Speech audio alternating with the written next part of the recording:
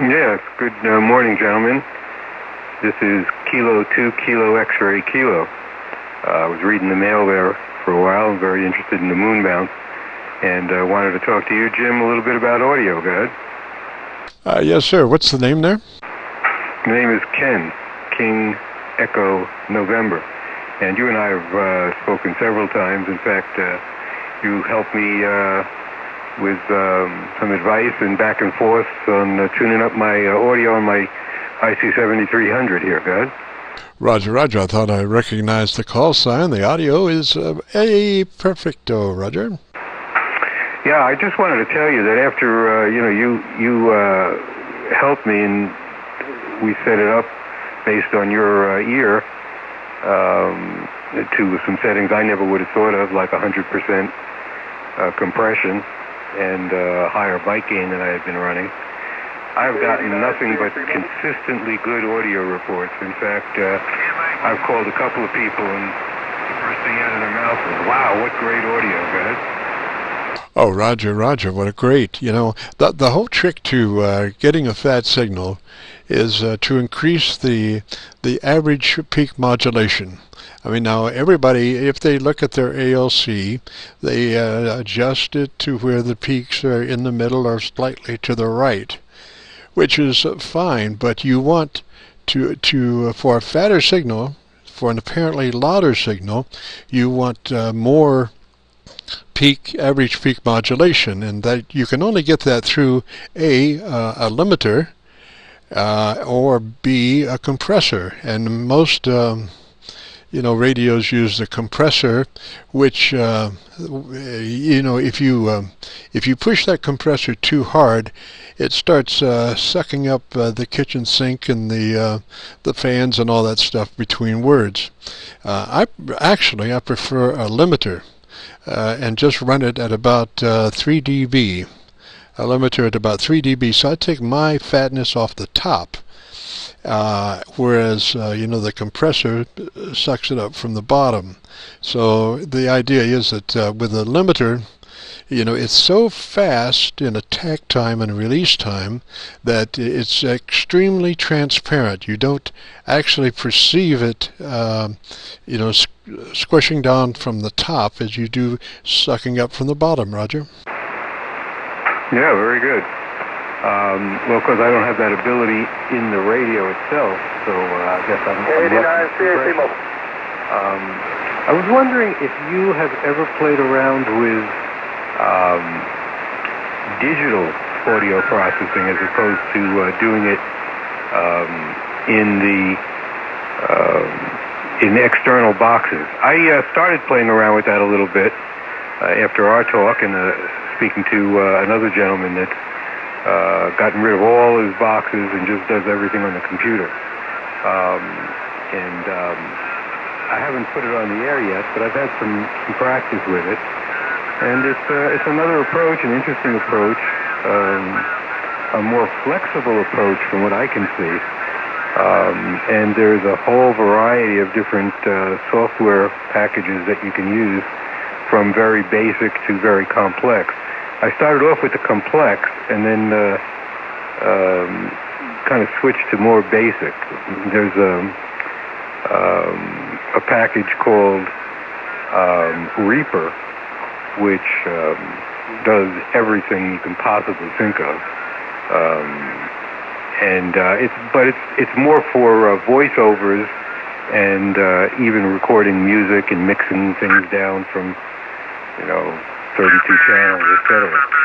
And the other end of that spectrum is a product called Voice Shaper by the people that do DX Labs, and that allows you to do equalization, noise gating, clipping, and limiting,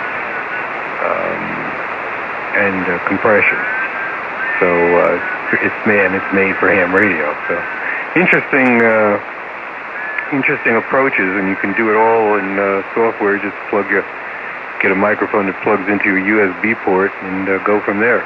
You familiar with that? Have you played with any of that, Jim? Go ahead. Negative, no. Just we've had some experience with broadcast stuff. Like, one of the greatest devices ever created by mankind is the old CBS Volumax Audiomax combination. It really increases the average peak modulation tremendously. Plus, the intelligence of it, that it doesn't go searching for signals to pull up in the pauses. That's probably the greatest thing. It just stays at its last gain point until the next word comes along, and then it deals with it when it comes along, as opposed to searching down and pumping background levels up. But with digital capabilities now, the hard part about like a limiter or a compressor, it deals in real time, and it has to make these decisions in real time. Whereas, if things were delayed just like an eighth of a second or a 16th of a second, the limiter compressor would have a headway on a heads up on what's coming, and be able to set itself up for to take advantage of the information before it hits. Just a 16th of an inch delay of the signal going through, and it would have that heads up to set itself up for absolute perfect control of it right as it hits, not after it hits. Roger? Yeah, very good. And you can do that with digital, I believe. At least some of these packages. But it's an interesting experiment. But everybody says, leave it like this. The setup that you helped me achieve. And again, quite remarkably, that's with my $20 Behringer mic and just the facilities in the IC7300. And just, from looking on my pen adapter, which is an separate SDR receiver, using a product called SDR Play, or SDR Console. My audio, the picture of my audio across the spectrum matches about some of the best audio that I can remember seeing. So, it seems like good for the ear and good for the eye. And, it matches very closely to yours. I think you may have a little more in the 1K area. But I've only run in a 2-band equalizer that's in the rig, which gives me bass and treble, is what they call it. And so I have no way of knowing what the center of those 2 bands are. But it looks good. My signal looks good at at 200, and at the upper band, the upper end of the band, around 2.5K, and it's got a little dip there around 1K, which apparently is really wanted to get that smile, Dad. Roger, Ken, I think we're about running out of conditions here. The only other neat experiment that you might try is get yourself even an El Cheapo condenser microphone. Just a El Cheapo condenser microphone, and Art MP3 Studio preamp, and then try that, and then also if you get really motivated, a 3rd octave equalizer. And then you can really play with it. But the main thing would be to get that condenser microphone. Try that. Along with the Art preamp, you can use that to give you your phantom power supply for the condenser. I've found that condenser microphones are so much more articulated than dynamics. They start with a much better top-end response, particularly in that 3 to 6 area. I mean, it's just one of those reach out and touch kind of things. But the better part about the condenser is it's on upward frequency response capabilities. that you know, add to articulation. Now the radio obviously is going to have a filter that's going to be trying to get rid of that top end, but you know, a little accentuated top end is going to add to the articulation of your voice. Roger. 89 CAC mobile. Well, I actually have a couple of condenser microphones here. The handheld that comes with the ICOM is a condenser mic, and I've got support on that. And the way that ICOM sets up their microphones, since they supply condenser microphones, is they've already got a phantom voltage on the mic line. The issue with that, of course, is if you're using a dynamic mic, you've got to block that phantom voltage, which we're doing right now with a capacitor in that line.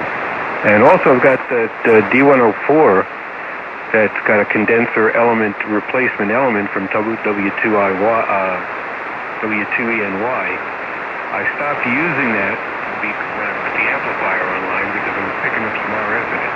But I've since gotten some capacitors and need to throw a bypass capacitor on that D104 and see how that works, if I can use it without getting the RF in. So both of those I can run right directly into the ICOM 7300 since it provides the phantom voltage. Go ahead. Oh, Roger. Yeah, and obviously the less stuff you have hanging out, the less inclined the RF is to get into it. So that's good. And yeah, those 0005s, bypass condensers, one across your line in, and maybe one across the element itself, just to try to shunt the RF pickup if that becomes a problem. You may not even have a problem with those, since they're so direct to the radio. Roger? Yeah, I did have a problem only when I put the amp on and started generating about 500 watts out. So with just the 100 watts, I didn't have a problem. Good. Yeah, well, you know, the more power, the more inclined the RF is to get into everything. You might consider some additional grounds. We're running 3 grounds here. One ground specifically for the power amp stuff, the amp, the antenna tuner, and the antenna selector. All those go to a separate ground. And then we have 2 grounds and 1 spider connection for the rest of the stuff, which includes the ART preamp. Didn't make much sense to put the preamp ground and the power amp ground on the same connection. Roger.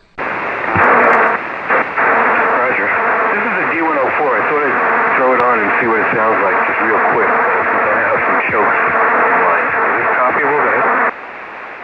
Go ahead. Might have some RF issues with that, quite a bit. Roger. Okay, let me take it off. Or just turn it down. Try turning the gain down. Stand by. This is Kilo Charlie 9 Victor, Kilo Victor.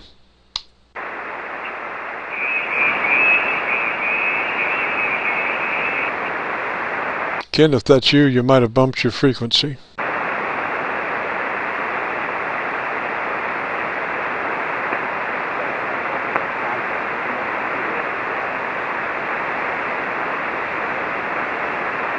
This is Kilo Charlie 9 Victor, Kilo Victor. Tuning K2KXK. What does that sound like, Jeff? RF is killing you. Yeah, go back to where you were, sir. It sounded like an old spark gap transmitter, just keyed down for a long dash, kind of that noise that...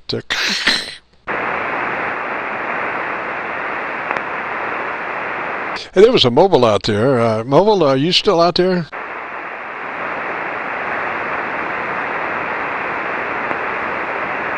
Kilo Charlie 9 Victor, Kilo Victor, is that mobile out there still? Yeah, I didn't hear him. K2KXK. Well, we got to run anyway. See if you can pick him up, and we're back to the old settings. Hopefully I didn't disturb anything. Go ahead. No, it's back and sounding great. So I would run it just like that. Get the duct tape on it, man. Yeah, I hear you. That's what we're going to do. All right, thanks, Jim. We'll look for you again. Please give us a call if you hear us. You're about, well, I don't, there's very little else on the band. As you said, the band is kind of giving up on us, but you're still solid 5'9", guys. Roger that. Well, Ken, have a good day, sir. We'll catch you later. It's good to yap at you, sir. Have a good day, Roger. 7-3s. We'll see you later. KC9VKV, K2KXK clear. Have a good one. Roger 3s. This is Kilo Charlie 9, Victor Kilo Victor.